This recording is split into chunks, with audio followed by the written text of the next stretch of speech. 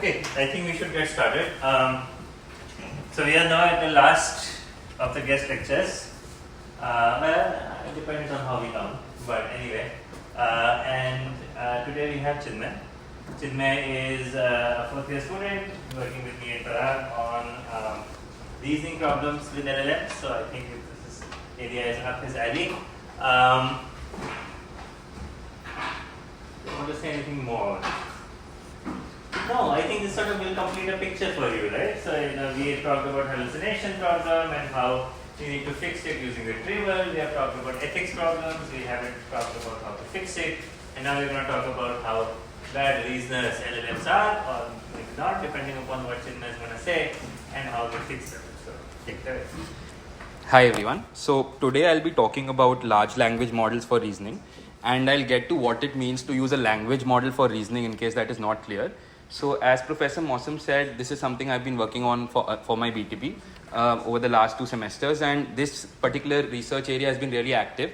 So everything I'll talk about today has happened in the last 3 years, and I'll try to cover broad ideas in this domain, and some of these ideas are applicable to a lot of other domains using LLMs for reasoning, planning, knowledge bases, code tasks, a lot of other tasks just apart from reasoning. So let's get started. So till now, these are some of the tasks that you had in your mind while you were studying about NLP. You were talking about LSTMs, transformers. These were the kind of tasks that you had at the back of your mind. Maybe after LLMs things change, but more or less even your assignment 1, for example, was something along these lines. So the thing that is common about these tasks are they're essentially language tasks, which is right, as in NLP people care about language, but these tasks, to be able to do these tasks, models have to understand the meaning of words, syntax and semantics of English, grammar and nuances of language. So NLP for a lot of time focused on these tasks because these tasks themselves are pretty hard. With LLMs, although LLMs do pretty good at these tasks, but traditional ML techniques and even earlier deep learning models were not really good at these tasks, and NLP really focused on these tasks. But there were also some reasoning tasks. So comprehension question answering is one particular task where apart from understanding language, you also need to be able to reason to answer that question. And within language, sometimes you have to reason. So for example, word sense disambiguation, given a word and a context, you have to figure out in which sense is the word being used. So you can think of even that as reasoning. But the whole idea is that NLP for a long time had focused mostly on language tasks and not really reasoning. Right. But with LLMs came prompting, basically a new paradigm to be able to solve these tasks. And the whole idea is that you just take a large language model, scale it up in terms of number of parameters, scale it up in terms of training, and the model is able to solve these tasks out of the box. You don't need to fine tune it. You don't need to throw in extra data.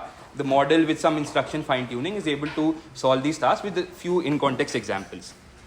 So the good thing about prompting is that you need few data points and you need no fine tuning. Out of the box, a single model can solve all tasks. So where is NLP, particularly natural language tasks in NLP with LLMs? So this chart basically on the x-axis shows model scale in terms of number of parameters in billions. And on y-axis, we have performance on superglue, which is a general benchmark on consisting of a variety of language tasks. And you can see that simply scaling models improves performance by a lot. A 175 GPT-3 model reaches pretty close to a fine-tuned BERT, right? So without any extra training, GPT-3 is about as good as BERT, which has been explicitly fine-tuned on this task. Although it's still not close to the human performance or the best SOTA performance. But what happens when you take this 175 billion to a trillion? With GPT-4, it turns out that for most of these tasks, just by simple prompting, you can get pretty close or even better than human performance, or performance that people build specific deep learning architectures for specific tasks and train them with a lot of data. It turns out that a single architecture trained on all sorts of data from the internet can do all these tasks either at par or better than these fine-tuned models. So where does NLP go next, right? So the whole point is that people in NLP have been thinking about a lot of tasks and not just natural language tasks. So let's say you have these questions, right? Who is the president, let's say, of the US? To be able to answer this question, you don't need to just understand what the meaning of president or US is, but you also need to know a fact, right? Similarly, for the other 2 questions, you need to know facts. So you can say that you need world knowledge to be able to answer these questions. Similarly, let's say you have this high school maths problem. Albert buys 2 large pizzas and 2 small pizzas. A large pizza is 16 slices and a small pizza is 8 slices. If he eats it all, how many pieces does he eat that day? So notice, to be able to answer this question, not only do you need to understand language, but you also need to be able to do maths and other forms of reasoning, right? So similarly, let's say you give this particular task to a model, please fill the following 4x4 Sudoku board. Now the model needs to know what Sudoku is. It needs to have a prior knowledge of what the rules of Sudoku is. And apart from that, more importantly, the model has to be able to do reasoning and planning to get this task right. The whole idea is that, as we saw in the case of T5, we can formulate almost all kinds of problems as natural language in, natural language out, where by natural language I just mean a sequence of tokens. So natural language is a very general question answer interface, and people in NLP have been trying to think about a lot of problems apart from just natural language. So this is what this lecture is about. How can you get NLP models to do things apart from natural language tasks, right? So what we'll focus on is reasoning, although the ideas I discuss are pretty general and you can apply them to other tasks as well. So let's first just make sure that we understand what we mean by reasoning, because it's not, I would say, well defined. So Google would define reasoning as the action of thinking about something in a logical, sensible way, which is good, but is a vague definition. More formally, I would say in context of AI, reasoning refers to deriving new information from existing knowledge using logical rules and principles. So the intuition is that reasoning essentially means that I have some information with me in terms of facts, rules, to derive new information, and I want to get to a particular answer. How do I make sense of that information in a logical way, make new conclusions, derive new facts using the rules I have to get to the answer? So notice that we say that we reason quite often, right? So in practice, we say that, hey, we reason a lot. So let's say I say that the clouds are the sky is cloudy, and somebody says that it's probably going to rain. That is also reasoning in some sense. I saw some information, I had some rules at the back of my mind, and I tried to make an inference that probably it is going to rain. So that is what we call common sense reasoning. Similarly, we have abductive reasoning. Let's say I go into my hostel room and I notice that my laptop is missing. I'll probably say that somebody has taken it, right? So I saw some information and I tried to find a logical explanation of what happened. Similarly, we have spatial reasoning. Say that I'm standing this way. I have a clock somewhere at the back. How should I move around to face the clock, right? So we often do a lot of reasoning without explicitly thinking about it. But people in theory, maths and theoretical computer science have spent a lot of time defining these things formally. So propositional or first order logic is a whole field which talks about a particular kind of reasoning, right? So the way these things differ is what kind of information you have and what kind of facts or rules do you want to use to, what is the new, so basically all these things differ in how is the information presented to you and how do you get to new things, right? So for example, let's say geometry. Geometry as a field can also be thought of as reasoning, where you have Euclid's axioms. So those 5 axioms can then be used to derive all information about points and lines in 2D, right? So the way geometry and algebra differ is what kind of information you have and what are the new things that you're deriving using that information. So hopefully that answers what reasoning is, but please feel free to interrupt me in case you have any doubts. So now let's talk about why reasoning is important in the first case. So I would say with LLMs, most people are towards one of these extremes, right? There are some people that say that these models are pretty useless. They're just stochastic parrots, spitting out words and just doing pattern matching. And then there is this other extreme which says that, hey, whenever GPT-5 comes out, it will probably achieve AGI. And people towards the other end of the spectrum are starting to deploy LLMs for all kind of tasks, right? They believe that LLMs are a key to achieving AGI. And by AGI, what I mean is one model or a single model that will be able to solve a wide variety of general AI tasks. So for example, you might have heard about Devin, which is a AI software engineer that uses an LLM at the back end. So they believe that an LLM powered model can do software engineering, which is a pretty general task. Notice that to solve general tasks, you have to do a lot of things, right? So if I say that somebody has built AGI, that single model should be able to learn from experience. It should be able to understand the world. It should have memory. It should be able to retrieve facts from its memory. It should be able to interact with the world. And more importantly, it should be able to reason and plan. So for example, if I give Devin a task that I want to travel this summer vacation, and I have a certain set of constraints that I don't want to travel to places which have a high average temperature, let's say greater than 30 degrees. There is also some constraints on the flights available. Write me a piece of code which gives me possible schedules.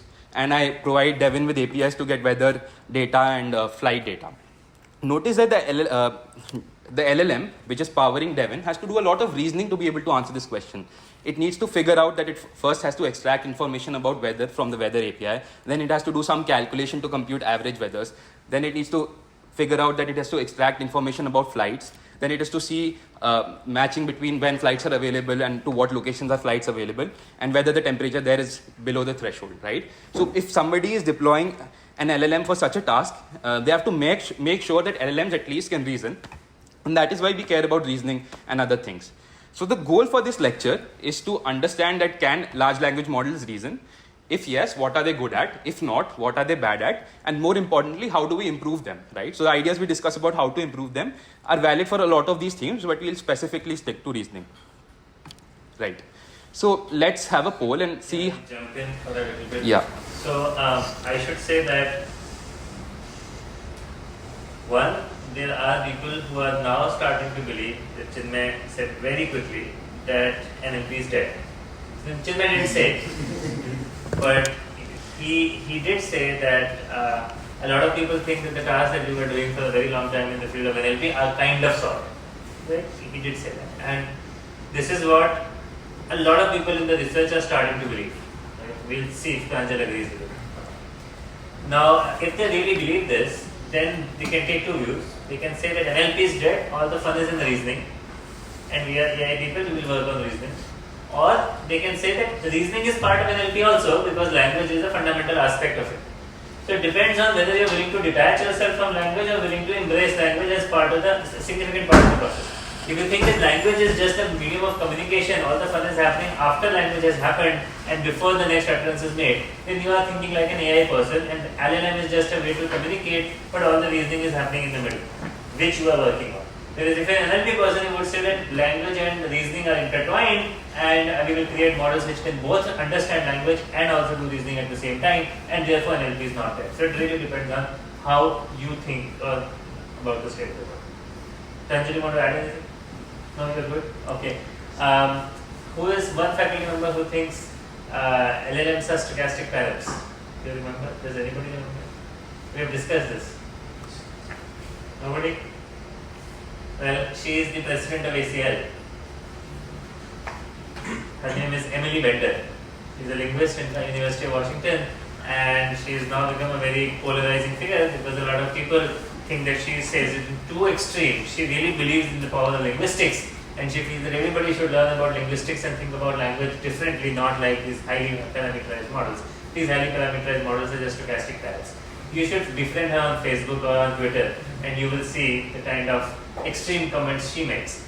The other side of extremes are all these people who are newbies in the field and feel that the GPT is just going to change the world, and it is going to be the answer for everything, and AGI is just a few years away. So, Right. Yes. So like if we solve some like reasoning task, so like it depends on if you are calling it NLP or not, right? Like Exactly. Because question answering as a task was studied in the field of NLP for a very long time. So now people can say that question answering is really not NLP, but you can make those. So this is just a question of semantics. But it is true that more of the fun is on reasoning, on making sure that you don't have hallucinations, you have factual output, you have ethical output, you have all these good alignment, all of these good things that we are studying in towards the end. That is where more of the fun today is. Yeah. Right. So I mean the whole crux is whether you call it NLP or AI, these tasks are important and they're fun. So let's have an audience poll. So I'll give a question and you have to raise your hands if you believe that GPT-4 is able to solve this particular task. So is GPT-4 able to write an essay on feminism better than an IIT Delhi student on average? Right. So I think either some of you are lazy or you overestimate how good IIT Delhi students are. But next question is, what is the capital of France? Well, better than IIT student? Average. Equal. Average. I mean, Greater than equal to. yeah. So next question is computing the integral of x sin x from 0 to 2 pi. So I mean hands are lowering. So I give GPT-4 a random 9x9 Sudoku board, and is GPT-4 able to solve that board with greater than 50% chance? One hand. So this is a question on probability. Basically I have a deck of cards and I keep picking one and turning it over, and as soon as I see the first ace, I discard all cards that I've picked till now, and then I ask which has a higher probability as the next card, whether an ace of diamonds or the queen of clubs. Do you think GPT-4 is able to answer this question correctly or not? One hand. And I take the 2023 JEE advanced paper and I just take textual questions from it and I give them to GPT. Do you think GPT-4 will score higher than somebody who got, let's say, a 10,000 JEE rank? Few hands. So there's this interesting website which has a bunch of these questions, but the idea is that GPT-4 can do the first 3 tasks but not the next 3 tasks. So whether or not personal preferences, experiences differ, but the whole idea is that the number of hands raised were going down gradually as I increased the complexity of tasks. So the whole point is, I think all of us understand that LLMs to some extent struggle at reasoning. Let's maybe drive that point further. So this is a benchmark called GSM-8K, which basically has high school math problems. An example was the one I showed earlier. And this is the performance of a 540 billion parameter model, right? So it's just 18% with standard prompting. If I fine tune a 200 billion parameter model on this data, it still reaches just about 33%, whereas the state of the art is at about 55%, right? So a lot of people believe that simply scaling things as it happened with natural language, simply scaling these models will probably make them better at reasoning. So this is a model called Lambda. And on the x-axis is how much I train it. So from 10 to the power 21 training flops to 10 to the power 24 training flops, the performance on GSM-8K just improves by about 2-3%. Similarly, on there I have a GPT 13 billion parameter model. It can do 3-digit addition and subtraction, but not 4-digit addition and subtraction. But a 175 billion parameter model is when you first see GPT-4 being able to do 4 to 5-digit addition.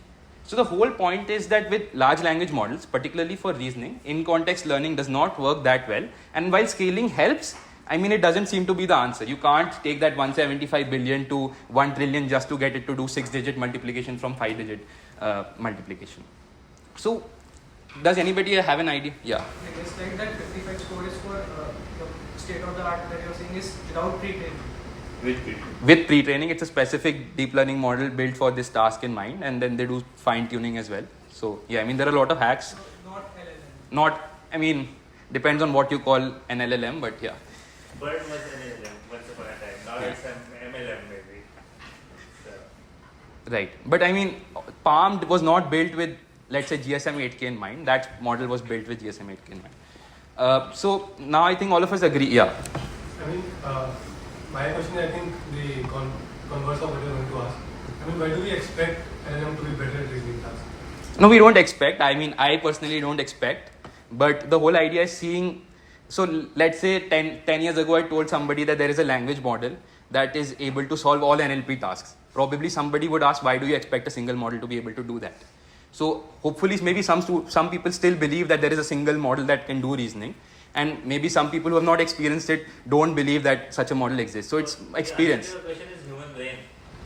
If a human brain can also ride the bicycle and can also eat food and can also do mathematical calculations and can also do the sensitive discussions with people and whatnot, why can't a single model in the neural world do it? The machine world. And notice that performance is not zero. It's not that large language models can do no reasoning. They can do some reasoning. So people believe that maybe OpenAI believes that if you give them $1 trillion, they can scale this up to get to AGI, right? So, they're not stupid asking for $1 trillion for that. But there is this, spectrum where some people believe they can, some people believe they don't. And we'll try to see what is right. But I feel like I'm talking mainly about from the architecture perspective, right? Right. You have a set of parameters. Right. And even to do some kind of mathematical reasoning, you do need some kind of, say, a calculator type of something. Right. But an LLM does not have access to that. So notice that same example, human brain has fixed capacity. And notice that we're not saying that LLM has to do this in one shot. Maybe LLM can use some external memory. LLM can generate multiple tokens to get to the answer. The human brain also is like a fixed memory model and it's able to do all that. So, it's not wrong to expect that maybe LLMs can do it, but we'll try to dive deep into that. So, let's try to figure out why probably LLMs struggle at reasoning. And all of what I'm discussing, there are no clear answers to any of these questions. It's more about intuitions and what you believe is right. So let's say we have this task. So this is basically a SAT formula in CNF. And we have to predict whether this is satisfiable or not, true or false. I hope everybody is familiar with this. So we just train an LLM on pairs like these, that we give a formula and the output is true or false, and we train a large language model on thousands of such examples. So what do you expect the LLM to do? How many people believe that it will achieve a high accuracy on such a task? It will achieve some accuracy, Yeah. decent accuracy. So it turns out that LLMs are able to achieve decent accuracy for a task. But notice that what the LLM is trying to do perhaps is trying to find patterns to be able to solve this task with high accuracy. So one pattern, for example, is that it sees that how many clauses do I have and how many variables do I have. And this pattern is very easy for a neural network to extract. And if there are very few clauses compared to the number of variables, then there is a high chance that that formula is going to be true, right? This is a fact known from classical AI literature. And this is a very simple pattern, but a large language model can extract extremely deep patterns of this way to get high accuracy, right? And this is in contrast to what we say if I give this to a student, he doesn't try to find patterns like this, right? He tries to find a procedure to be able to solve this. And there is an algorithm that can solve this, known as the DPLL algorithm. So getting a high accuracy by finding patterns to solve this task is not equal to knowing how to solve this task, right? So this is in contrast to system 1 and system 2 thinking, which was popularized in economics. That system 1 is about fast intuitive thinking, where you look at patterns to try to answer to questions, whereas system 2 is slow deliberate thinking, where you actually try to reason about the problem at its core to get to the answer. So there are open questions in research that at scale, can LLMs learn to perform DPLL? Nobody has proved that it's not possible. Perhaps it is. Although what are current LLMs doing? Nobody has proved that they're doing one thing or the other, but probably they are more towards system 1 kind of thinking. And whether a transformer is the right architecture or whether mass language modeling is the right training task for the LLM to get to system 2 type thinking, again, that is an open question. Nobody has an answer to that. But hopefully you notice that at least current LLMs, although they do some form of reasoning, they haven't learned what reasoning is at its core, and we'll get to that point further. Notice another thing, that I said that if you ask ChatGPT to integrate x sin x from 0 to 2 pi, it gives a solution, and the solution is actually correct. It is very difficult for somebody to say whether ChatGPT actually knows the fundamentals of calculus or has it just memorized this, right? So if you think about the pre-training data, the internet has tons of books on calculus. A lot of those books have problems of this type with their solutions. So it is very difficult for us to answer whether ChatGPT has actually understood what calculus is or is it just memorizing. So if you think of when you were in 12th class, there were two kinds of students. Some who would go through tons of textbooks, try to memorize all sorts of patterns, and whenever they get a new question, they could link it back to some question that's seen and solve it. And then there was this other student who would just read the book for 2-3 minutes. He would really understand calculus at its core and then solve new problems without memory. Similarly, when somebody says that the exam is going to be open book, you spend a lot less effort to understand the core principles because you can delay understanding to memory, right? So the kind of cognitive effort you put into actually understanding things decreases a lot if you have a lot of memory. So a lot of people believe that whatever reasoning ChatGPT or LLMs are able to do is more towards the retrieval side than it is to the reasoning side. And notice that this is a continuum. Even for reasoning, you have to know some facts, right? So there is this continuum, but people believe that current LLMs at least are more towards retrieval than they are to actual reasoning. But even if that is the case, LLMs are pretty powerful, and we'll get to how to extract more out of them.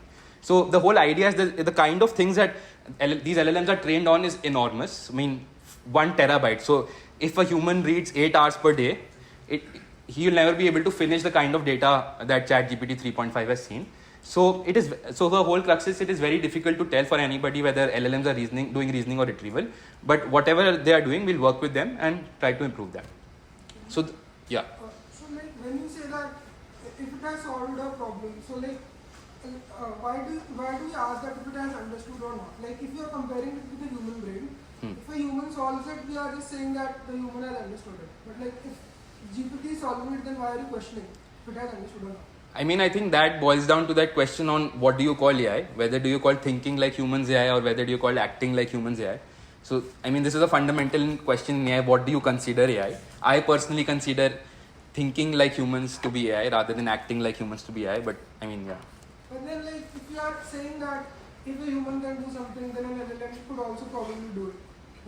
Then we should just see if it is doing it or not. Right? Like why are we seeing how it is doing it? I mean, I disagree with the first point. I mean, it's right to say that if humans are doing this, can LLMs do this? That is one question. And the question of AGI or AI in more broad question is, if humans can think in a particular way, can we get a model to think in that way, right? And although somebody might argue that LLMs are acting like humans, what I personally am more interested is, are LLMs thinking like humans? Because I don't need 200 billion parameters to do basic reasoning. Maybe a 200 billion model can do that, but I'm more interested is, can I get a model to understand the core of reasoning? You do need 200 billion parameters to do reasoning. In fact, your brain has I'm- what, a trillion? No, I mean, let's say addition, one particular task in reasoning. Right. You will also realize, Divyanshu, that eventually every benchmark is flawed in some way. So what happens is that when a system produces good results in a benchmark, you often have to ask whether it is producing the right answer for the right reason or not. Now, some arguments is that who cares for the reason? But of course, you have seen those examples where a model was able to distinguish between dogs and wolves by looking at the background. Now, whether would you consider that as a fair, I mean, it's still getting good results. So now you can say, oh, come on, that was just a bad benchmark. I should have created a better benchmark where the dog is in the snow and the wolf is in the home, right? You could, but that would not come naturally to you. You will never naturally create that benchmark because there will never be a picture where wolf is in somebody's home, right? And so the point is that has the model learned to distinguish between dog and wolf? Yes, because all the test set shows it. And unless we could figure out how it is doing it, we would never even be able to know that whether it is following spurious patterns or whether it is actually doing the right reasoning. So all these issues get intermingled. I don't take an extreme view like Chinmay that you have to be able to think like humans at least. There's no reason why you need to be able to think like humans.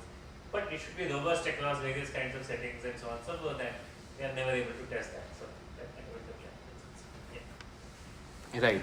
So I mean, now for at least the next few slides, what we are going to do is that we have a black box LLM, which means that we are not going to fine tune or train this. Neither are we going to see what architecture, the underlying architecture, and we have a reasoning question and we want to get to the right answer. So given this setup, we only have two knobs, so to say. One knob is prompting, which essentially asks what do I ask the LLM to do with this question, and the second knob is decoding. Given that the LLM is not directly producing answers, it is producing probability distributions. How do I extract the answer from the LLM? So given this setup, there are only two knobs that you have, and we'll lift this setup, but for now we'll stick to these two knobs. So as we have discussed, I mean, LLMs are not that good at, let's say, standard prompting. And by standard prompting, I mean few shot prompting, where I give question, answer, and a new question, and I expect the LLM to get to the answer. So why do you think an LLM is not able to do this? Like even GPT 3.5, let's say. It is learning the format that it is to give answer and not the reasoning or the understanding how to answer. Right. So, I mean, there are two things. One is during pre-training, what is it learning, and what is it learning during in-context learning? In the in-context example, we are trying to explain that I want answer is that the answer is test. Right. So, there is some correctness to that maybe in-context learning is not teaching the LLM how to do reasoning, but just telling the LLM to output the answer in a particular way. But why does the LLM has done a lot of pre-training? During that pre-training, why hasn't the LLM learned to be able to do this, let's say? I mean, the whole answer is that, as we discussed, if you solve this question on your own, you'll realize that you need to do multiple steps to get to the answer.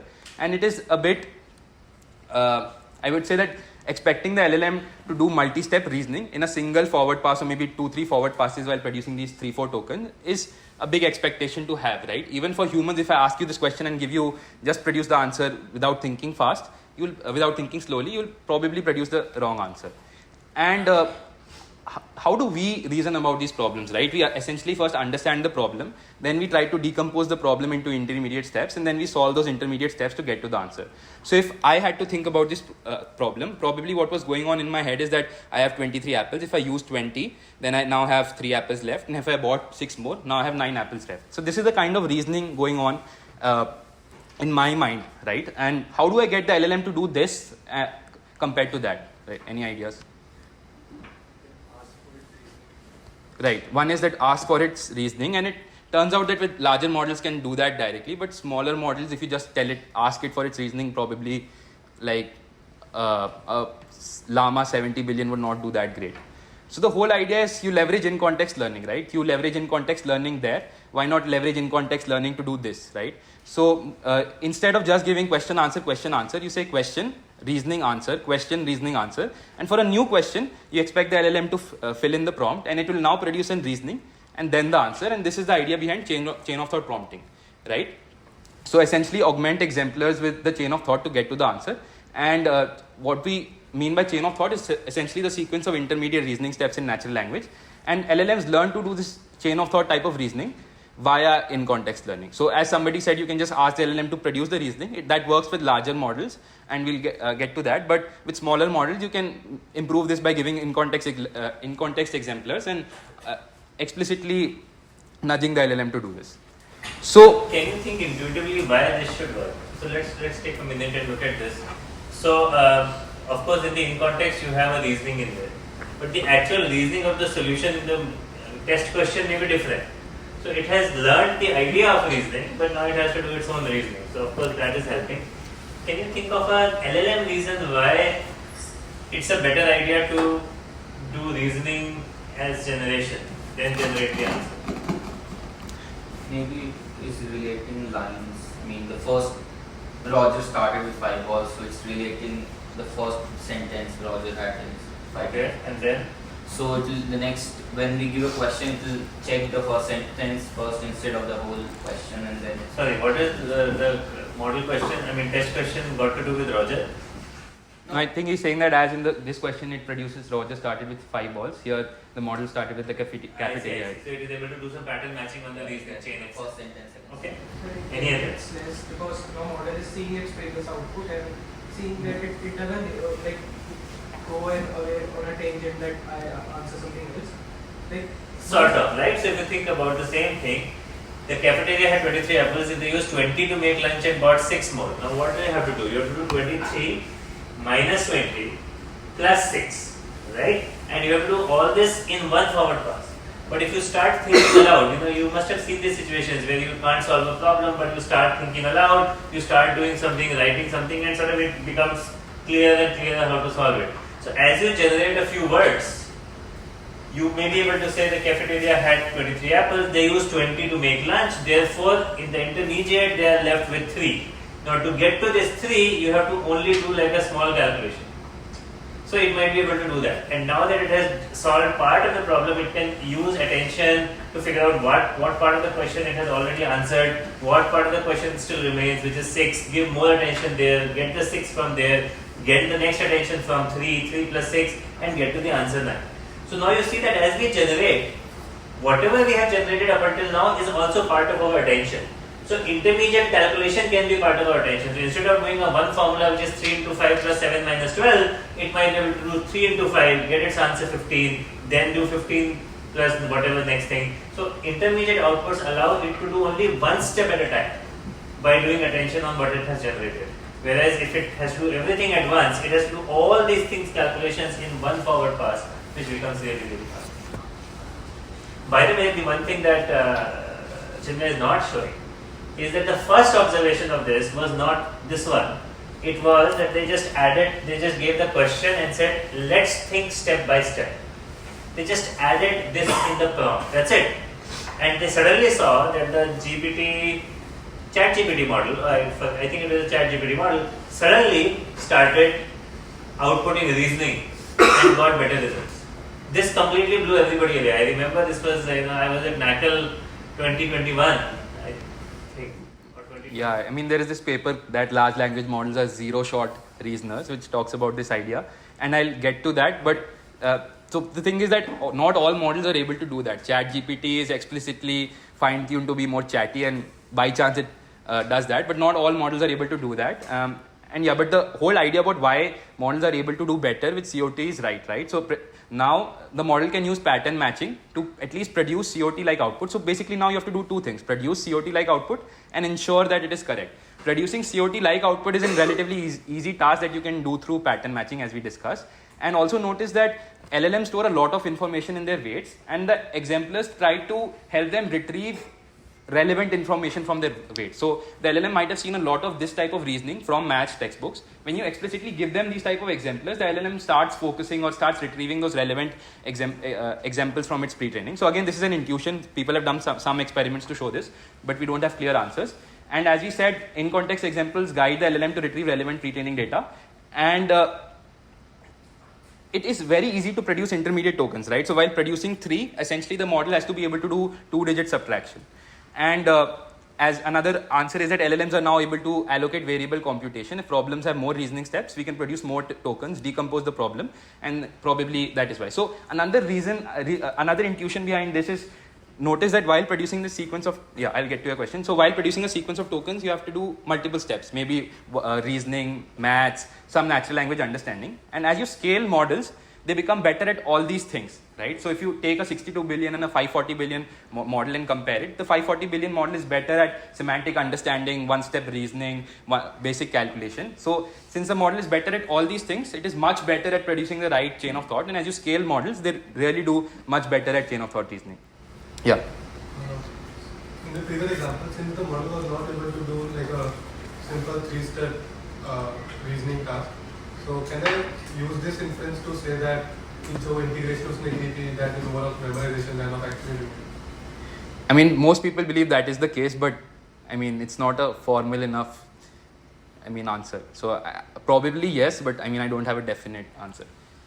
So as I said, this also leads to explainability. Now that you can see the model's chain of thought, you can see where the model went wrong. So here you can see that the 62 billion model understood the question incorrectly. It did the maths right, 3 into 6 is 18, but it understood the question incorrectly, whereas the 540 billion model was able to do all things right. So, and it's not just applicable to math problems, it's applicable to almost all types of problems. So symbolic reasoning, common sense reasoning, and But the whole, I think, main highlight of this paper was that this simple idea leads to huge gains. You can see that just this idea with few exemplars gets to SOTA, where earlier that was not the case. And we discussed that. So what does an emergent ability mean? An emergent ability means something that a small model is not able to do, but a large model is able to do that. So you can see that a small model, on the x-axis we have model scale. A 0.4 billion parameter model is not able to do COT, but a 540 billion parameter model is able to do COT. And this follows from what we discussed before. While doing COT, you have to do multiple steps. And as you scale model, the model becomes good at all these steps. And suddenly, the model starts doing COT much better. And this leads to huge gains and is pretty close to SOTA. So as we discussed, now we have variable computation. We have a notion of explainability, wide applicability. You don't need any training or fine tuning. And it leads to huge performance gains.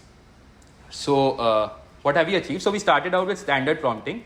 And we noticed that this does not work well. So we guided the LLM through in-context learning to perform explicit reasoning. And now the LLM produces a sequence of reasoning steps to get to the answer. But the performance was not 100% still, right? And that is because LLM can do something wrong while producing the sequence. So how do we fix that? Any ideas?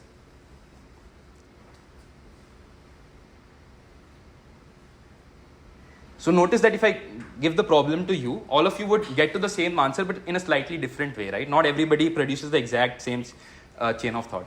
And now we are moving towards the second knob that we discussed. So the first knob was prompting. Now we'll see the other side of it, decoding, that how do you use the probability distribution to get to the correct answer. And notice that, as I said, there are often multiple ways to reach the final answer. There are multiple chain of thoughts for the same question that look kind of alike and get to the same answer. In one chain of thought, the LLM might do something wrong, but in another chain of thought, maybe the calculation is done in a way that the LLM finds it easier to do and it gets it right.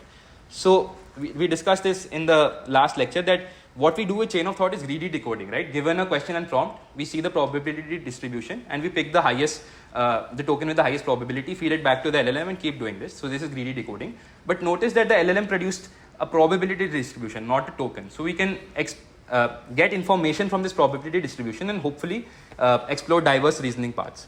So this is a simple idea behind self-consistency, which is a decoding technique, right? So how do you deal with the probability distribution that you get from the LLM? So chain of thought says that give the prompt to the LLM with the in-context examples and do greedy decoding to get to the answer, and it might be wrong. Self-consistency says that don't do greedy decoding, use some form of sampling, so temperature sampling, nucleus sampling, whatever you want, and get multiple samples. Some of them might be right, some of them might be wrong, but then you marginalize the reasoning steps. You just do a majority voting on what the final answer is, And so in this case, the LLM produces 3 thoughts, and 2 out of 3 times it produces the correct answer, which is 18. And the whole idea is that it is highly unlikely that if I sample 15 times and the LLM gets to the same answer 11 times, it is highly unlikely that that answer was wrong. Although during a single decoding, the LLM might have done something wrong and the answer was wrong. But if I sample 15 times and the LLM gets something right 11 times through different ways, probably that answer was right. And again, the simple idea leads to huge performance gain. So on the x-axis, we have number of examples that we sample. So greedy decoding will always sample the same path. So initially, greedy decoding is better than temperature sampling because greedy decoding gives a high probability output. Temperature sampling generally leads to a low probability output. But if you sample multiple times, it turns out that as you sample more times, so the different lines are basically different sampling techniques, and you get to much higher accuracies with self-consistency. So as I said, it is simple and effective. You don't need any training and fine-tuning. And I would say most importantly, this leads to model calibration. Yeah. So to the previous slide, according to this, what I think is that if I give a question as an MCQ, that is I give it some multiple options, and those options are somewhat the numbers that are involved in calculation, or maybe the answer that incorrect answer that LLM is giving, then I think the performance would be same as asking it directly without giving the options. So is that thing? So you said you had an MCQ question, yeah. And instead of asking that answer is 18 or not, I give MCQ question as say 16, 26, and 18, and let's say 0 or something else. Then would it perform better or not? So by LLMs do better at MCQ questions. That is a fact. But what people have noticed is that if you do self-consistency on top of even an MCQ, it performs even better. So, I mean, it's true that because you have 4 options, the LLM can kind of guide its reasoning to the correct. Even with humans, if you have 4 options, it's easier to get to the answer. But if you do self-consistency, even with MCQ questions, it performs better, where you're essentially not voting answers, but voting options. And I mean, so it's right that even options help the LLM, but self-consistency even improves upon that. So some benchmarks that they tested were MCQ benchmarks, and self-consistency even helps there. And the idea is, I mean, same. Like, I'm asking that, I don't do self-consistency, but the answers that self-consistency gives me, I take them as options and add it to the question and just ask normally. Right. What I think is that a model should be confused as normal as, like, if I asked it directly, it shouldn't perform better in MCQ, because the incorrect answer that it was supposed to generate normally are in the options, and it may get confused. So I think the part here is somewhat called answer verification. So when you are giving a question and an answer and asking the LLM whether the answer is right or not. Now there are differing opinions on this. Pranjal will say something slightly different, but at least in literature what we know is that LLM is generally not able to critique its own answers. In fact, GPT-4 is slightly emotional. So if GPT-4 has generated something, there's a good chance that even if it's wrong, it will sort of trust it more. Of course, in our experiments, we found that GPT-4, when asked to correct its own mistakes, will correct a few mistakes, but will make more mistakes while correction. In other words, it finds it hard to verify its own answers, and therefore we can never be sure what is going to come. Pranjal has a slightly different answer, because what Pranjal has done, he has now asked the model to do self-consistency over verification. So now you generated the answer 16, we asked the LLM whether the answer is 16, and the LLM is asked many times with different chain of thoughts to check whether the answer is 16 or not, and do self-consistency on top of that, some kind of majority vote, and then Pranjal has found some decent results, right Pranjal? Yeah, so this is the whole idea behind calibration, that let's say for one particular question I get the same answer 8 number of times out of 10, and for another question I get the majority answer 2 number of times, and probably the LLM is much more confident about the first question than it is about the second question, and you now don't just have a yes or no score from the LLM. The LLM in some sense is also giving its confidence about the answer, and people have used these techniques to improve. And another thing that you were saying, that actually people have shown that if you do this and append the answers within the prompt, which is called progressive hint prompting, the performance increases. So if you ask the LLM to produce an answer, append it to the prompt and ask the LLM to produce another answer, if you keep on doing this, for some problems at least, people have shown that this improves performance, that previous answers help it guide to the correct answer. But again, cons are that you have to now do multiple samplings of the same question, so that leads to computation cost, and it does not fix inherent reasoning mistakes. So the LLM cannot do 3-digit addition, and you have to do 3-digit addition while solving a problem. You can sample any number of times, it will get all wrong. So what we have achieved is something of this sort, right? Given a problem, we do multiple sequence of reasoning steps to get to the answer and then do a majority voting. But think about a general problem solver. Think about the lectures on AI based on search, CSPs, where you talked about reasoning. A general problem solver doesn't do linear reasoning where it does do this, then do that, and repeat this for a sequence of steps to get to the final answer. General reasoning has a search-like flavor, which is do this, if this doesn't work, try that. So general reasoning, I would say, is something more of that sort, where you don't just explore multiple linear chains, but you explore a tree of thought. So that is the idea behind the next paper, and the whole idea is that we want to use LLMs to build general problem solvers, and for that we have to get LLMs to do search, right, and something of that sort. Yeah. Right. Yes, sir. So in the greedy decoding, we assume कि जो अभी वाली best probability है, we actually take that and move forward, right? This may not be the global best for that text. So have you tried to see that जो correct answer आ रहा है, is that the best probability overall, or like it could be that the best probability overall which we are not able to search always leads to the correct answer. So notice that, so for example, let's say you do beam search with a high enough beam, that probably would get a sequence which has a higher probability and pretty close to the highest probability. And these people show that even that is not necessarily the correct answer. So you can formulate it this way, that the probability of the answer is the marginal probability of the chain of thought given the question and the answer given the chain of thought. And you care about the final probability, right? Not the probability of the intermediate chain of thought. So you have to do this marginalization, which self-consistency does. So maybe the highest probability output is not correct, but you don't care about the probability of the whole output. There might be multiple sequences with high enough probability getting to the same answer. So you care about their sum, which is essentially what self-consistency is doing. Right. So the whole idea is that now we want LLMs to do search-like reasoning. So we want to move from chain of thoughts to tree of thoughts. And when I say thought, I basically mean a coherent sequence of text which progresses to the answer. And notice that chain of thought or self-consistency is just a special case of tree of thoughts. So this is a very general problem-solving framework, and we want to move towards that. So let's recap search. So if we have to get the LLM to do search, for anybody to do search, you have to define essentially 4 things. One is what the state is, and that represents the partial solution, which is what the input is. And in the natural language view of search, the state would mean the input and the sequence of thoughts, or the sequence of thoughts that you have steps that you have taken till now. Then you have to define what a notion of action is. That is, what do you do next, which is basically the next thought to take.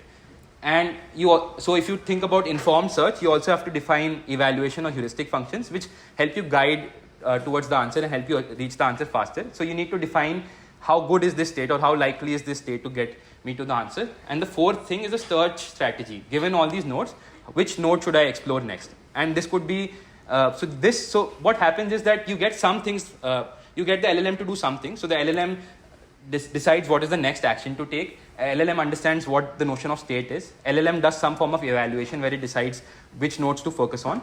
But the search strategy is something that you borrow from classical AI. So the search strategy can be pretty complicated, and people have spent a lot of time building these search strategies. So you take that part from classical AI, but all the other things are something that you get the LLM to do, right? So the LLM does these 3 things, whereas classical AI does this, guides the search strategy. And I see tree of thoughts as a marriage between LLMs and classical AI.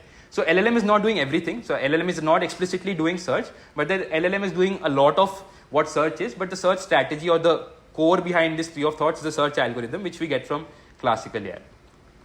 So we'll discuss an example if it's unclear. So the running example we have is crosswords, where you have this 5x5 grid, 5 clues about the words in the horizontal direction, 5 clues about the words in the vertical direction, and you have to fill in this grid with each cell is a alphabet.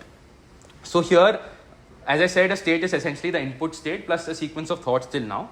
And for this problem, this is what a state would look like, that you have filled in some words. So, and because of that, the other clues also get partially filled, and this is how we want to, so this is the notion of state.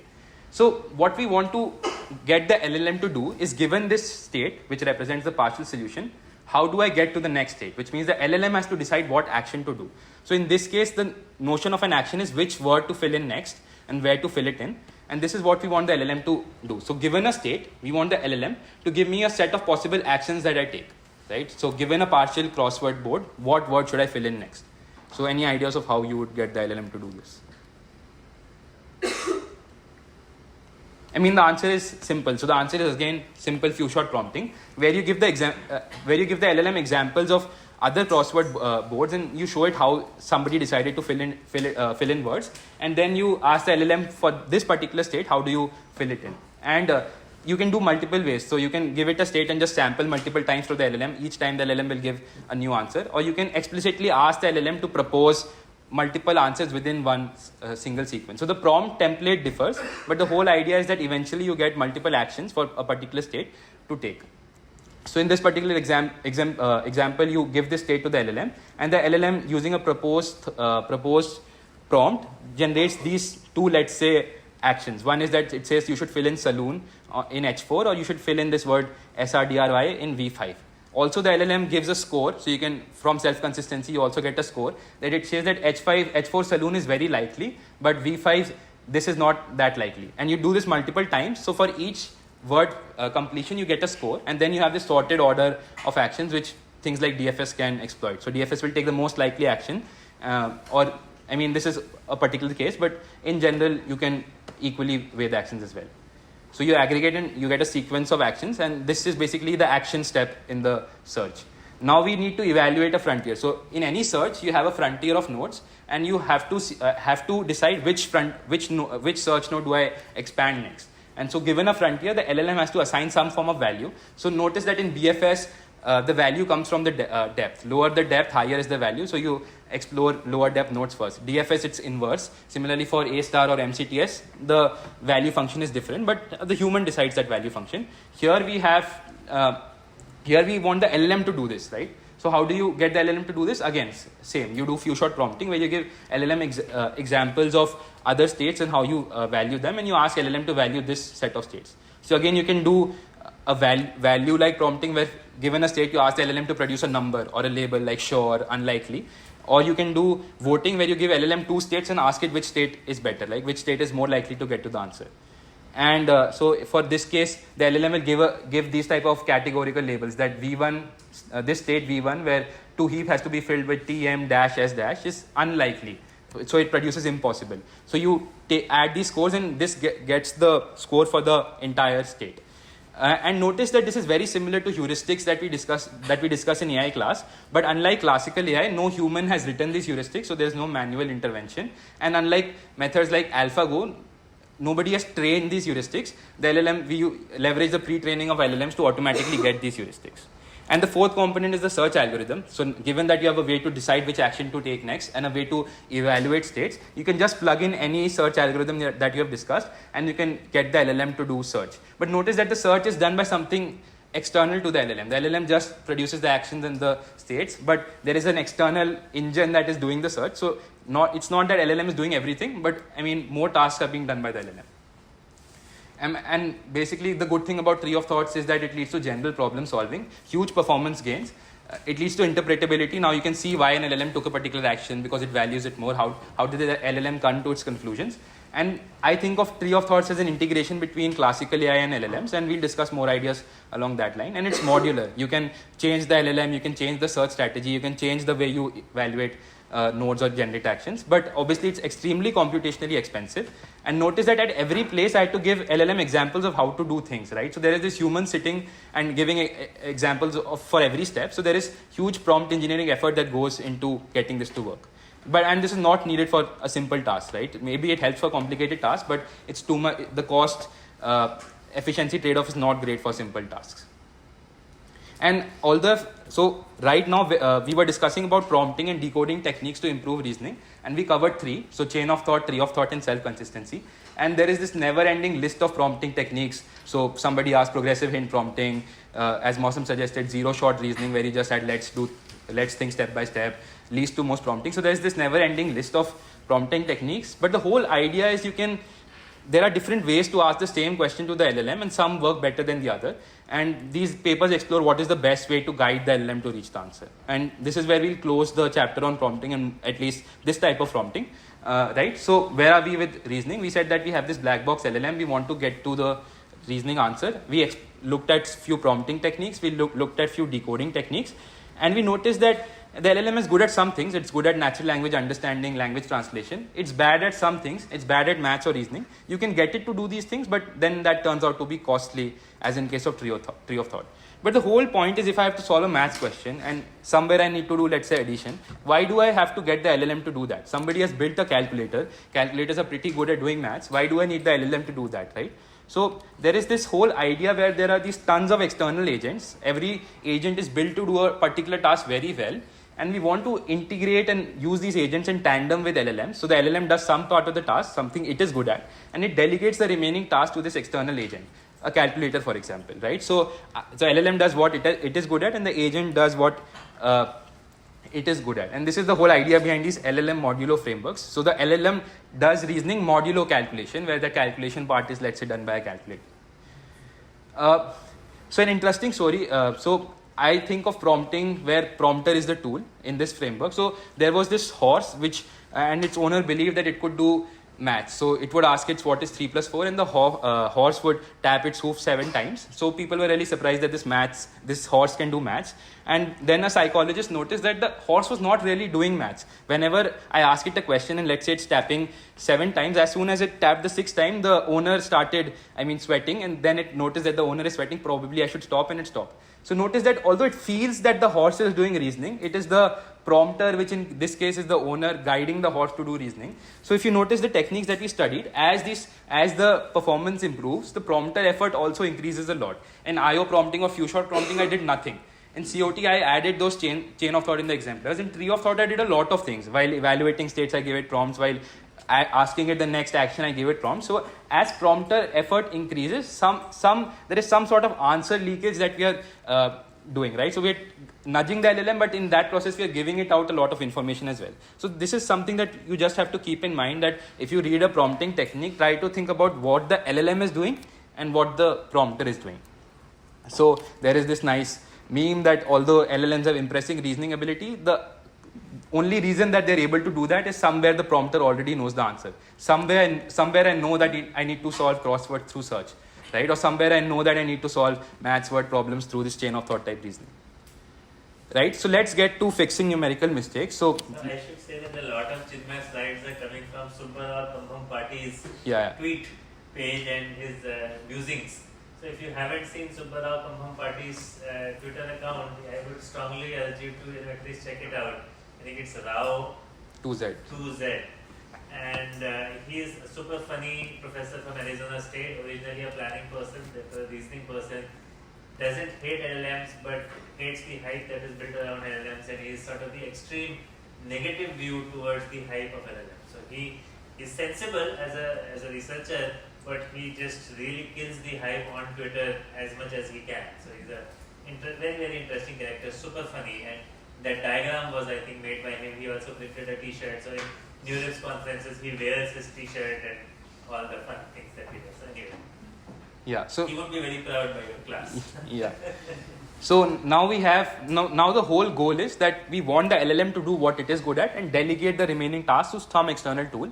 And the first thing that we want to focus on is simple, let's say, calculation mistakes that the LLM does. So this is the answer that a model produces by chain of thought, and it does an incorrect multiplication where it says 3 into 25 into 8 is 300, which is wrong, and we want to fix this, right? So the obvious answer is we should get a calculator to do this, but how? Any ideas? The answer to all how questions is the same, by the way. So I hope somebody can. The whole theme is nudge the LLM to do something by prompting. So how would you prompt the LLM to use a calculator, let's say? You have a prompting template and an external agent to interact with. Right.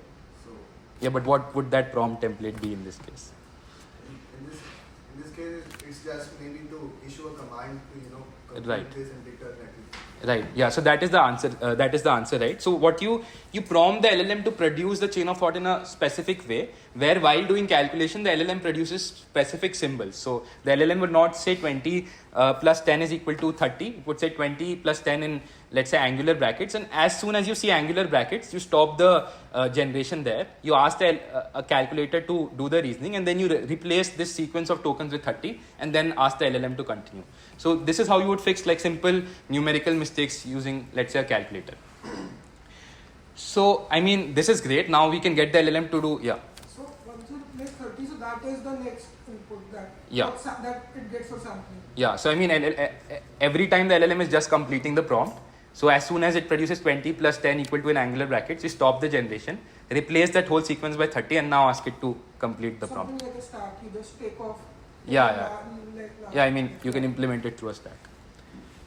So we got LLMs to avoid doing, let's say, calculation mistakes, but calculators are pretty simple tools. We have program interpreters, compilers, which are much more expressive than, let's say, calculators and can do much more than what a calculator can do. But the whole problem is that they take inputs in a very specific API, which we call, let's say, the programming language. But what we have is the reasoning question. So how do we get the LLMs to use the interpreter, let's say, as the calculator? I mean, the answer is again same. You ask the LLM to act as an interface. So earlier we asked the LLM to act as an interface between the reasoning question and the calculator. But you can get it to do even more, where you ask the LLM to act as an interface between the reasoning question and the program interpreter. And the whole idea is that you leverage LLM's code writing ability. Because if you see, so this is Palm 540 billion's training code, and about 5% of it is explicitly GitHub code. So a lot of these companies explicitly scrape GitHub code and train their models on that. And because of this, LLMs are pretty good at coding tasks. So you can see that this is a benchmark where on the rows are basically different coding benchmarks, and these models are pretty good at doing coding tasks. And if you explicitly fine tune them further, they do much better, right? So the whole idea is that LLMs out of the box can write code, and we can leverage that. So if you have ChatGPT 4, a lot of times if you ask it a question, sometimes it writes code, runs that code, and then gets the answer. It doesn't try to solve. So if you ask ChatGPT 4 a 3-digit addition, it won't do it directly. It would write code, run that code, and then give you the answer. And so this is the whole idea behind program-aided language models, that you can use the interpreter as your calculator. So instead of doing question, chain of thought, answer, question, chain of thought, answer, you do question, program of thought, answer, question, program of thought, answer. So here the actual program is in red, and the blue things are just comments that the model produces COT-like comments while producing the program. So now you will just run this program to get to the answer, right? So LLMs can think in code. And we'll get to why this is useful. So let's say you have this question. Olivia has $23. She bought 5 bagels for $3 each. And how much money does she have left? So this is the PAL output that you will get. Now let's try to see what the LLM is doing and what the interpreter, in this case Python, is doing, right? So you notice that basic calculation. So the LLM is not doing the subtraction. It's just telling the interpreter that the subtraction has to be done. But this subtraction is actually done by the interpreter. Similarly, in this case, you have a sequence of 5 objects, 5 balls, and you have to say what is the color of the object directly to the right of the stress ball. Notice that to solve this question, you have to do looping, right? You'll go through the balls and then see when do you get the stress ball. So you have to do looping and conditionals. So the LLM just tells the interpreter that you have to do looping and you have to use conditionals, but actual execution of this loop and the conditional is something that the interpreter does. But it is not that LLM is doing nothing, right? So the LLM is still doing natural language understanding. To produce this program, the LLM has to understand what the question means. And some basic reasoning, the LLM is still doing some basic reasoning. So to write that money spent is bagels into bagel cost, this is something that the LLM has to figure out. The interpreter cannot figure this out from natural language. So there is this division of labor between what the LLM is doing and what the interpreter is doing. And I think another reason this works well is that it is often easier to reason in code. Yeah.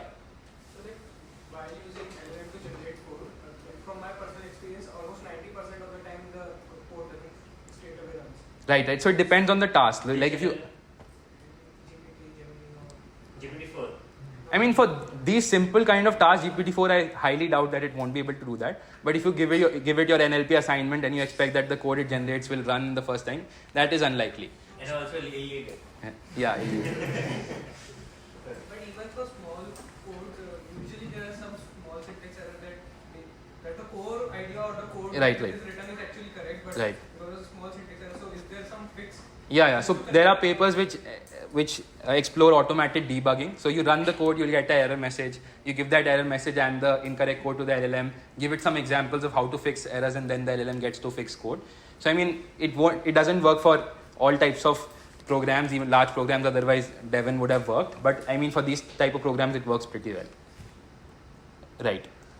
So now we have this division of labor where some things, the LLM is doing some things and the interpreter is doing some things, but we noticed that the LLM was still doing some form of reasoning while generating the program, and we are not happy with that. Let's say for for the people who believe that LLMs are not good at reasoning, they're not satisfied with even the LLMs doing that part, because as the problem becomes more complicated, as Nishchay suggested, the LLMs will even start getting those parts wrong. So we don't want the LLM to do this intermediate thing. So for that we'll have to rethink about what reasoning is. So I think one way to think about reasoning is parsing, which is understanding what you have to do, what has to be done, planning, which is how do I do what has to be done, and then actually executing, right, which is actually doing the task. So notice that classical AI actually decomposes the problem this way, and we have a lot of literature from classical AI on solving these problems. So classical AI would say that you represent your problem as facts, rules, query in some language. Then I will use a search or inference algorithm to figure out what to do, and somebody, a simple compiler or an interpreter, can actually run the search to get to the answer.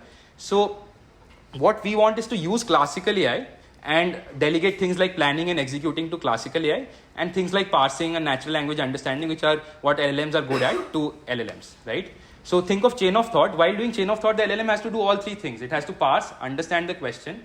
While generating the chain of thought, it also has to do planning. And while doing the planning, it also has to do intermediate computation, that is executing the plan.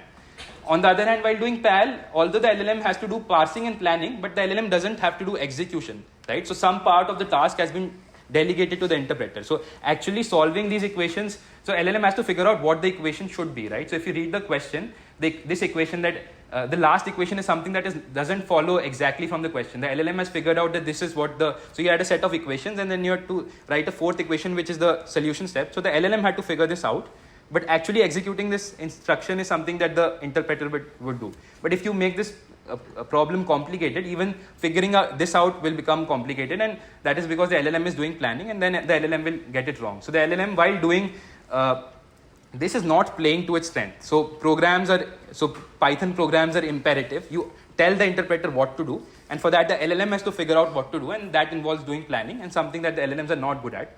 So this is where classical AI comes in, right? So classical AI says that I'll symbolically represent the problem. I'll do some reasoning or planning algorithm on top of this. So think of CSPs, think of SAT, SMTs that you would have studied during your classical AI course. You can represent all problems, let's say in the language of a CSP. Then the CSP will do backtracking search to get to the answer, and then you'll get to a symbolic representation of the output. What we had is a natural language question, and we wanted to get to the natural language answer. And we said that these intermediate steps, we don't want the LLM to do planning and executing. We just want the LLM to do parsing, because that is something it is good at. So there are these techniques that use LLMs as translators. So given a natural language question, I'll convert it to the language of a symbolic solver. The symbolic solver will then do the search, which would be backtracking search of some form.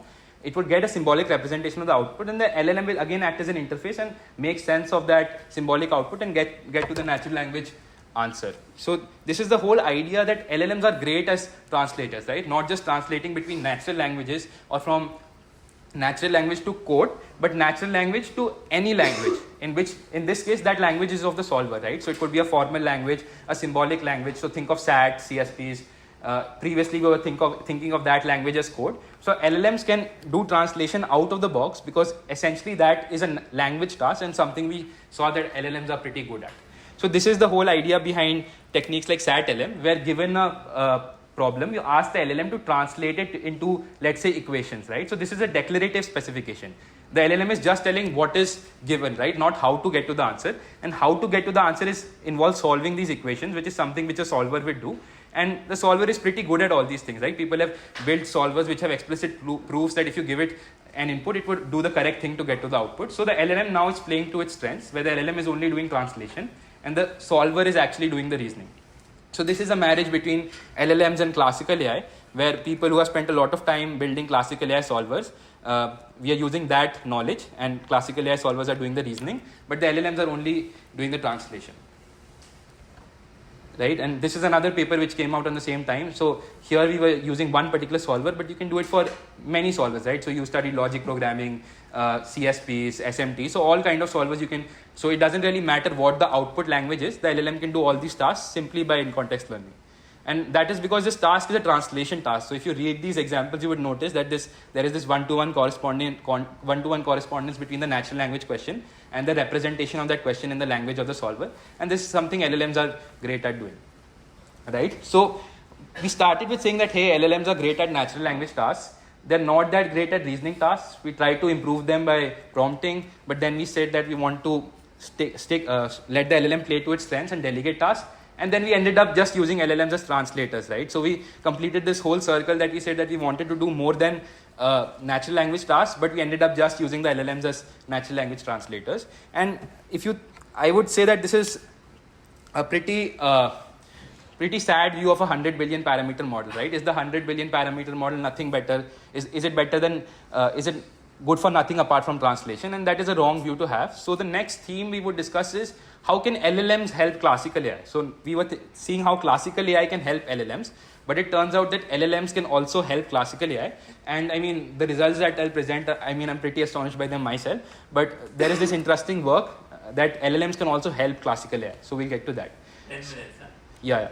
So this was Linus Pauling, and when somebody, so he won 2 Nobel Prizes, one in chemistry and one in a Nobel Peace Prize, and somebody asked him, how do you get good ideas? So he said that I get many ideas and I throw away the bad ones. So reasoning often requires to be creative, right? So if somebody gets a Turing Award or somebody solves a millennium problem, reasoning often requires to be creative. It's not just a sequence of steps that you follow to get to the answer. So think of, let's say, your second assignment. Although it was illegal, but many people ask for ideas, right? So I get a question, I discuss it with my friends, I get a ton of ideas. I sometimes ask ChatGPT for ideas, and then I collect these tons of ideas and then try to come up with a new idea, right?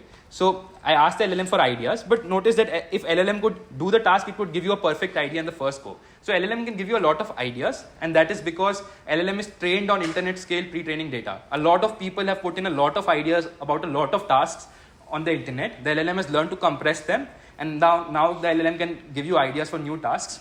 But the LLM doesn't really know what it's doing, so most of those ideas would be wrong, but some are better than the other.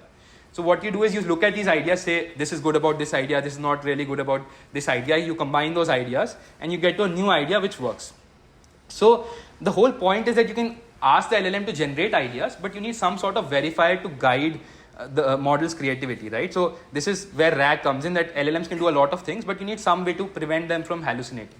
So the whole idea is that creativity and hallucination are two sides of the same coin. You can't be creative without hallucinating, right? If you only produce what you know, you won't be creative, right? So if you want to be creative, you'll hallucinate sometimes, but you have an external verifier which keeps check of the fact whether you're hallucinating or not. So the paradigm is that LLMs generate some ideas, you give that idea to a verifier, hopefully that helps you narrow down to better ideas, and that gets you to a solution. So this is one sample problem. I think most of you would have heard about it.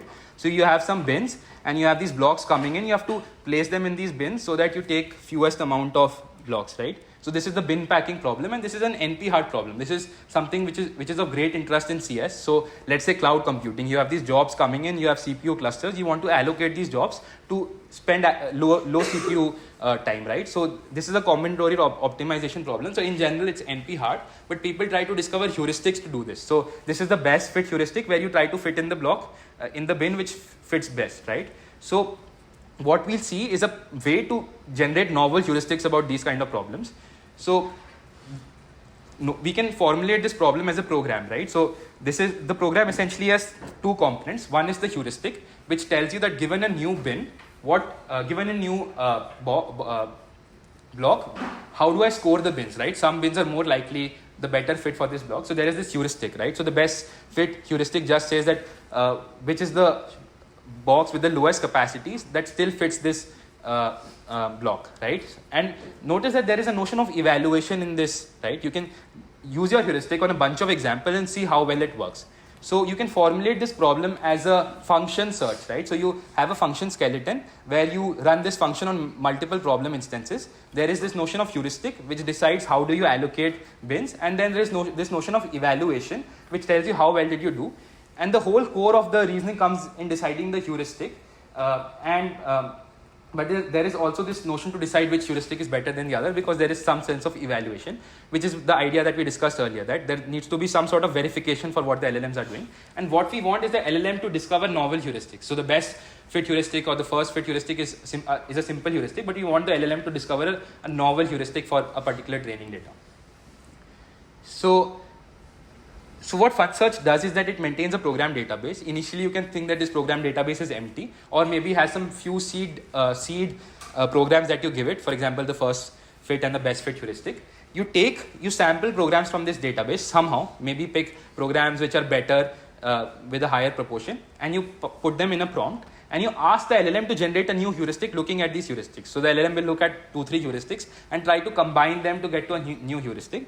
But notice that the LLM doesn't really know what it's doing. So maybe the heuristic doesn't really work well. But you have an evaluation function. You can look at the heuristic and say that, hey, this heuristic is good. This heuristic is not that good because it doesn't work well on this task. And then you can pick the best maybe and add it back to this program database. And it turns out that if you do this in an asynchronous manner with a cheap LLM for, let's say, a day or so, and you produce 10 to the power 8 heuristics or something of that sort, you will end up producing novel heuristics. So the way I think of this is that you are doing essentially genetic algorithms where you're taking two programs, trying to merge them in some way to get to a new program, but you're doing that genetic algorithm with the LLM guiding the genetic algorithm. How do you get to the children from the two parents is something that the LLM is deciding, and that helps you search in this function space of all possible heuristics pretty efficiently. So it turns out that the LLM discovered this heuristic, which works better than all known heuristics. This is a paper from DeepMind, and they produced this. They show that the LLM discovered heuristics which nobody really knew. So it's not something that the LLM has memorized for sure, because this heuristic doesn't really exist anywhere on the net. And this works better than all heuristics known for this problem. And this bin packing is a relatively simple problem. They also do it for a very complicated geometry or topology problem called the cap set problem. And there was this mathematician who was also involved with DeepMind, and he says that the solutions generated by FunSearch are far conceptually richer than a mere list of numbers. When I study them, I learn something. So essentially, LLMs help do something that nobody had done earlier. And in some sense, LLMs are guiding classical AI to get there. And since I have like 5 minutes, the last idea I'll discuss in this theme is geometry, right? So think about how classical AI approach geometry. Let's say I have this triangle and angle ABC is equal to angle ACB. I want to prove that, given AB equal to AC, I want to prove that these two angles are equal. So this is essentially an isosceles triangle, and I just want to prove that these angles are equal.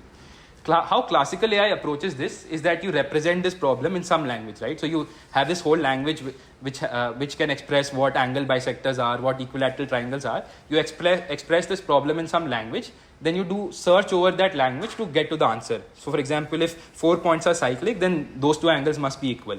If 3 points are on an equilateral triangle, then that angle must be 60. So you have these rules, and you have the problem formulated in this language, and the search algorithm keeps on trying to do things to get to the answer. But notice that how would you solve this problem, right? To solve this problem, actually you have to do a construction where you draw the midpoint of BC, join A to D, and then use properties of similar triangles and get that those angles must be equal. So because of these constructions, so geometry problems often involve a lot of intermediate constructions, and notice that you could have constructed anything. You could have constructed a circle, you could have constructed angle bisectors.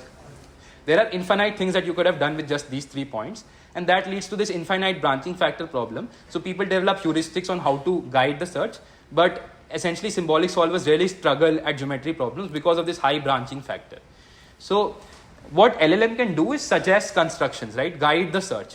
So this is AlphaGeometry, where given a problem, what the LLM does is it suggests a construction, right? So there is a symbolic solver which can prove anything about this problem from these facts, right? So if I give this triangle and the symbolic formulation of this problem, the symbolic solver can prove everything it can about these 3 points. But it doesn't know about the fact that there is this midpoint that it can use to prove additional things. So it tries to prove that these two angles are equal, but it is not able to do that. Then the LLM say, hey, maybe you should try constructing D. So the LLM adds this construct, and then the symbolic solver tries again. And in this process, it is able to prove that those two angles are equal. So this is the whole idea behind AlphaGeometry, where the LLM is helping the symbolic solver instead of the symbolic solver helping the LLM. I'll skip this, but it turns out that AlphaGeometry is able to solve about 25 out of the 30 geometry problems from the last 15 years in the International Maths Olympiad. So I think that is a pretty big deal. So if I have time, I'll get to how AlphaGeometry is trained. So unlike FunSearch and other techniques, AlphaGeometry explicitly does training. But the whole idea is that without using any human demonstrations, they showed that you can use LLMs to do better than an average IMO contestant on geometry problems. So the problem I showed was pretty simple, but you can extend it to complicated problems, and it turns out that this way LLMs are able to solve they're pretty close to, I would say, the gold medalist performance. Yeah. We are saying that AlphaGeometry is able to solve. That means that AlphaGeometry plus the solver. That means Yeah. So AlphaGeometry is this combination of LLM plus symbolic solver. given the time constraints. Right? Yeah, so I mean, they also try to take those time constraints to infinity, but that doesn't help. So even in the limit of infinite computation, they only get to about 25, but that's still much better than the previous best and pretty close to the gold medalist performance. Are these problems posted post-training that model? So actually, so in AlphaGeometry, they take an LLM and train it from scratch. It's not a pre-trained LLM. And while training it, they don't use any data from the internet. They generate synthetic data, which is something I wanted to discuss, but I'll skip. So you can read this, it's not that difficult. So AlphaGeometry, the LLM used in AlphaGeometry is not trained on IMO problems from the past. It's trained on synthetic data. So they can ensure that anything that the LLM has seen is not, I mean, you're not testing the LLM on something it has seen, but still it is able to generalize and solve IMO problems.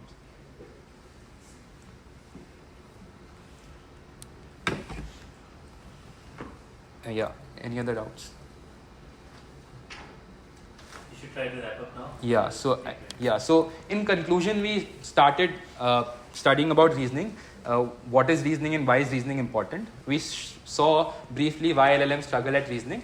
Then we tried to improve reasoning. So we saw prompting techniques like chain of thought and tree of thought.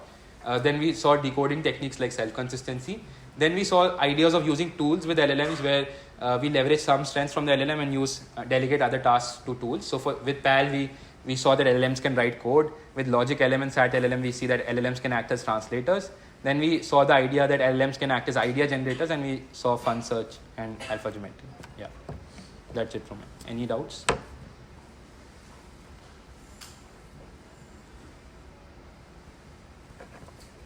Cool. Let's thank Chinmay.